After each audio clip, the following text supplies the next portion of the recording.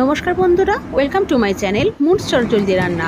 আজ বানাবো দুর্দান্ত স্বাদের পরমান্ন। তার জন্য নিয়ে নিয়েছি 1.5 লিটার দুধ।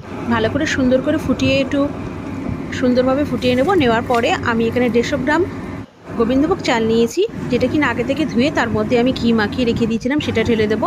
দিয়ে ভালো করে ফুটিয়ে নেব। তারপরে তার মধ্যে দিয়ে দেবো হাফ কাপ নারকেল কোড়া, যেটা কিনা আমি মিক্সিতে সুন্দর করে পেস্ট করে নিয়েছি। তারপরে সেটাও দিয়ে দেব। দিয়ে সামান্য একটু নুন দিয়ে দেবো। নুন দিলে তবেই কিন্তু পায়েসের টেস্ট হবে খুব সুন্দর। তারপরে পরিমাণ মতো চিনি দিয়ে দেবো। 150 গ্রাম চাল নিয়েছিলাম, তার থেকে একটু বেশি চিনি দিয়েছি। আর কাজু কিশমিশ আমি আগে থেকে একটু ঘিয়ে রোস্ট করে রেখেছিলাম, সেটাও তার মধ্যে দিয়ে দেবো। দিয়ে সুন্দর করে ফুটিয়ে নেব। নিলেই রেডি হয়ে যাবে আমাদের দুর্দান্ত স্বাদের পরমান্ন বা পায়েস। তার উপরে আমি দিয়ে দিয়েছি এখানে জাফরান, সুন্দরভাবে ওপরে ছড়িয়ে দিয়েছি। দিলেই সুন্দরভাবে আমরা এটা পরিবেশন করতে পারবো।